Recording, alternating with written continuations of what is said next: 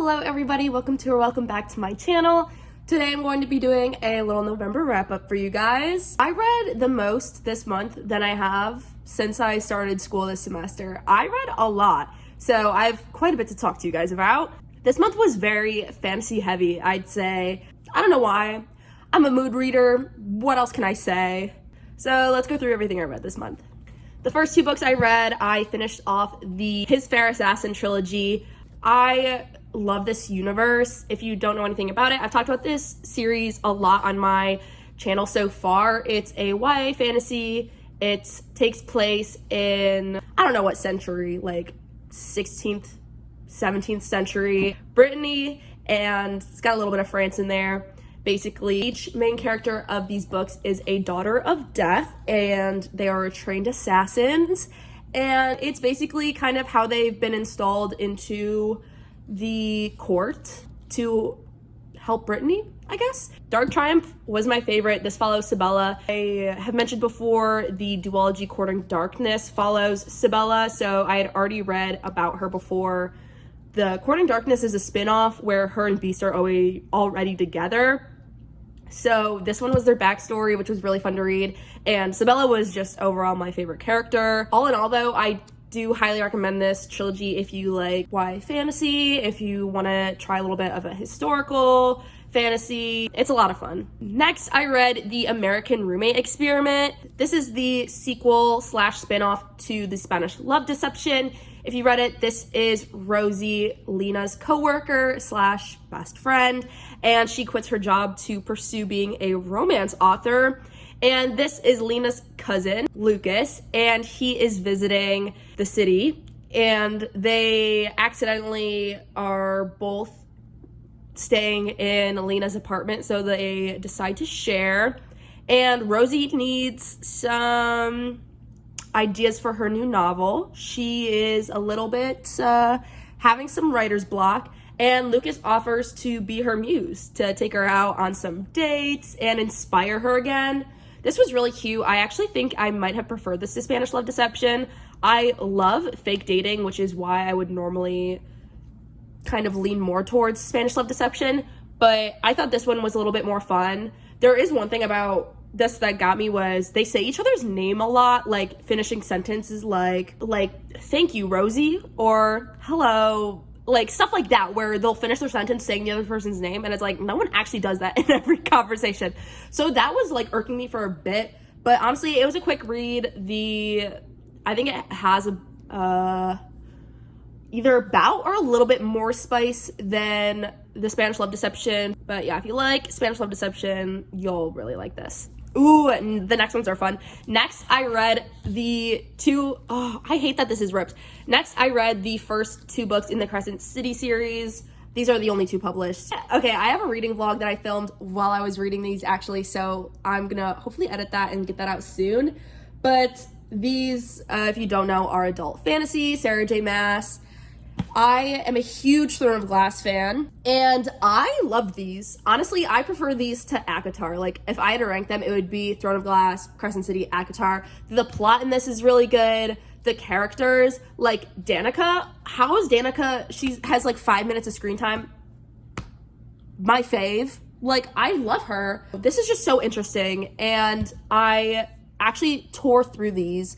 I read these in a couple days each, I think, because they were just so good, and they had me hooked. I like the characters. The romance was pretty good. Hunt isn't like my favorite man, but I mean, he worked, you know? I don't have a problem with him. SJM men, TBH, I'm never like a super big fan of like the main love interest. With Rowan, it's different because Rowan, like, I think I was a Dorian girl from the start. So like, Rowan, it's not that I don't like him. I'm just like, he's Aelin's. He is Aelin. So I never picture him as like a book boyfriend for me. I'm a Dorian Havilar girl. I will tell you that though. And then for ACOTAR, like, I was 100% an Azriel girl, and he has like 0 screen time. Like, I'm not really that big into Rhysand, and like, I feel like with Hunt as well, I'm just like not like, yeah, like slay Hunt, I guess, but like not for me. I don't know. But Crescent City was really good. If you have read Sarah J. Maas before, highly recommend Crescent City. I remember when the first one came out, people were like, oh my god, like, this is high fantasy, I don't know what's going on. And like, yeah, it kind of is in like a different language. Like, I didn't know any of the words, and took me a while to get halfway through the first one because I was like reading at such a slow pace because you have to like kind of think about it.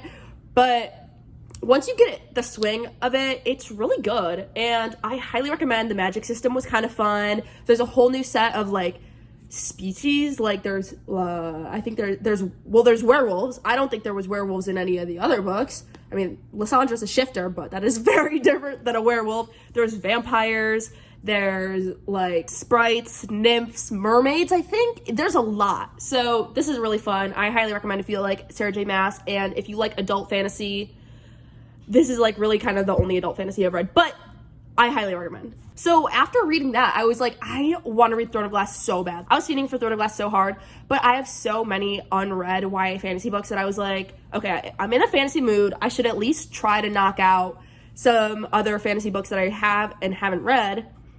So I was like, if I read 2 other unread fantasies, then I'll allow myself to read Throne of Glass. So I read Violet Made of Thorns. This is the Fairy Loot special edition, so it's really pretty. I love end papers, they're so pretty. Anyways, this follows Violet, who is an oracle for the kingdom, and she prophesizes that the prince is gonna fall in love soon or whatever, because there's this really old prophecy that his love is gonna ruin the kingdom or whatever. Anyways, long story short, he comes back and he's not in love, and she's like, sir, you're supposed to be in love, and he's like, well, my father made you lie about that, so we both know it does not matter. And so then he gets into an arranged marriage, but then stuff starts happening, and Violet's like having these freaky visions, and it's like dangerous, and they're like beefing because they just yell at each other. I don't know why they don't get along. I forgot. I think they just like get annoyed with each other and they fight, but then the tension turns into, you know, other stuff. I mean, it's YA, but a heated kiss sometimes is like, stop! Especially when it's like an enemies to, oh my gosh. Anyways, this was really fun. This was a quick read. I think I read it in one night. I just sat down and played through. I mean, to be fair, it's like kind of short and the like words are big. But yeah, this was a pretty good, fun YA fantasy. Also, Mans is a ginger. I don't know. I feel like I don't know that I've ever read an actual love interest that's ginger, and it was kind of fun. I don't know why, but when I saw that, I was like, he's a ginge? I don't know. Anyway, after that, I wanted to read another YA fantasy that was unread on my TBR. And I have a bunch from Fairy Loot, and I've been telling myself I need to read more from Fairy Loot because why am I on the subscription without reading them? So I read The Girl That Fell Beneath the Sea by Axie O. This is an Asian-inspired fantasy, and it follows Mina, and in her town, they sacrifice girls to the sea because the sea god's angry and sending storms, and her brother's, like, love is, like, so pretty, so they want to sacrifice her to the sea, but, like, Mina knows her brother's sad, so she goes and jumps in for her, and then she goes down to the sea, and she kind of, like, figures out what's going on with the curse and everything. And this one was another really quick read. This is even shorter, and again, I think the words are pretty big.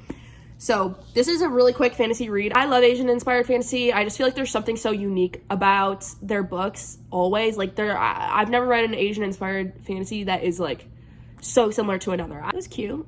And if you are a YA fantasy fan, another good rec to try. A lot of the same YA fantasy books get recommended over and over again.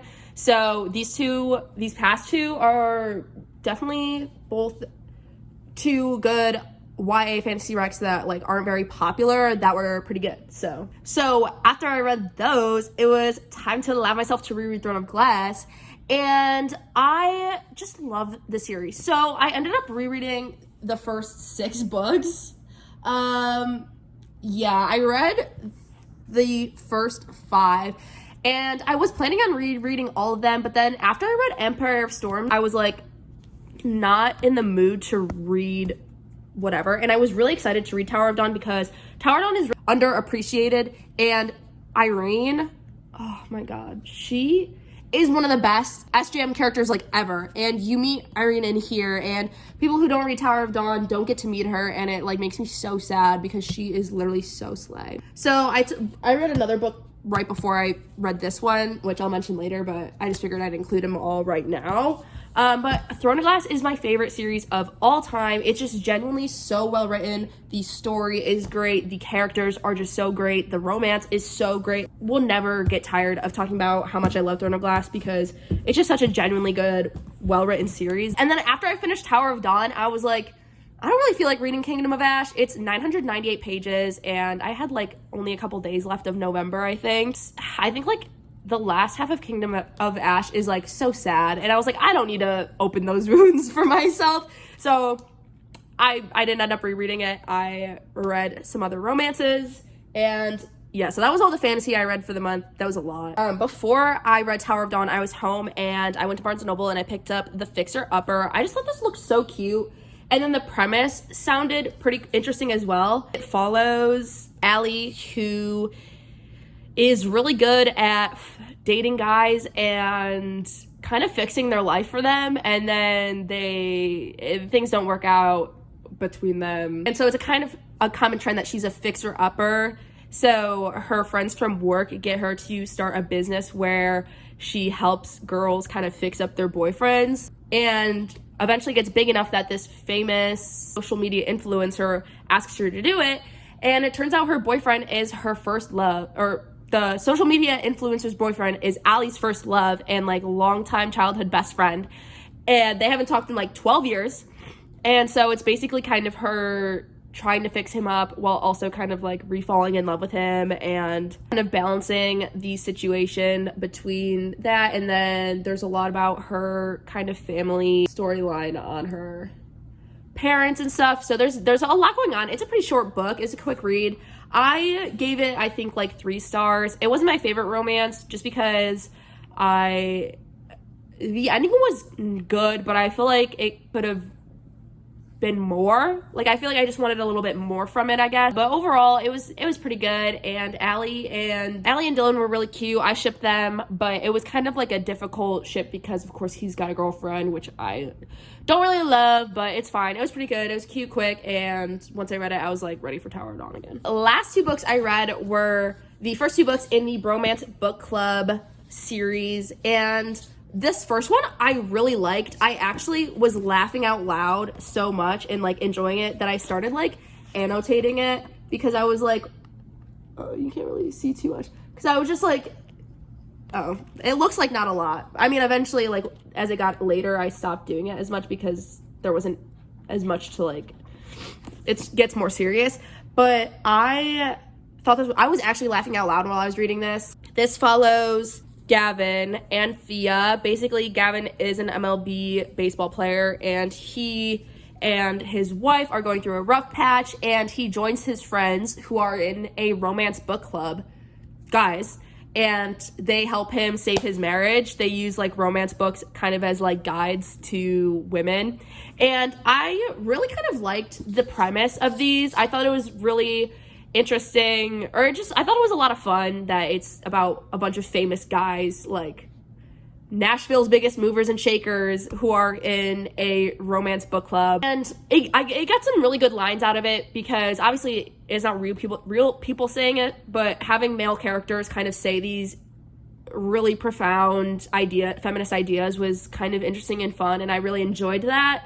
Except there was like this kind of running theme. I guess it mainly surrounds one of the side characters in the first one and Liv, who's the main character in this. I just felt like in this one, there is kind of a certain line that I feel like is maybe crossed a little bit. Like, I'm all on the men stink train, but I feel like Liv kind of crosses a line where it's a little like excessive to the point where I'm like, these poor men, like. But there's, especially in this one, where her love interest kind of unloads this huge, deep personal trauma that's actually kind of like intense.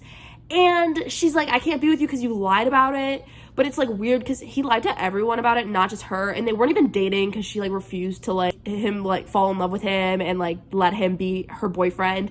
And so this kind of comes out and he ends up like telling her basically the whole thing about his past. And it's like deep stuff. And she's like, I can't be with you because you lied. And then his friends are like, he's like, no, she said it was over. And they're like, or did you not fight hard enough? And I'm like, this man just unloaded the deepest, darkest trauma on this girl. And she was like, I can't believe you because you lied. And you want to tell him that he's not fighting hard enough? Like, she does not deserve him at that point. Like, it was some deep stuff that I, like, was kind of reading it and, like, not necessarily rolling my eyes, but I just was like, what is going on? Like, I thought that was kind of crazy. I just really love the premise of these. I have the next two that I am probably going to read next because I hate leaving series unfinished. But the plot lines to the next two kind of sounded really cute. So, I mean, hopefully they're a little bit better on that side. But yeah, I highly recommend though because I think a lot of people really do like the series. So that might be like a personal grievance that I had with it. But the spice, I did not expect this to be like really spicy. I mean, the first one's not super spicy, but it gets spicy. And this one's a little bit spicier. And I was not expecting it to be that graphic. I mean, it was good, but I just was not expecting it. Okay, so I think I read 16 books this month. That was everything I read. That was kind of a lot, especially since some of those books are huge, like the Crescent City ones and some of the Throne of Glass ones are really long. But I am so happy that I am officially out of my slump era and back to devouring books. I have so many books that I want to read right now, and it's Christmas time coming up, which is time for acquiring new books, whether it be gifting from family or myself. I don't know why I love gifting myself during Christmas time. Like, I hope you guys enjoyed this video. Please like and subscribe. Your girl needs it. That's that, and I'll see y'all when I see y'all. Bye.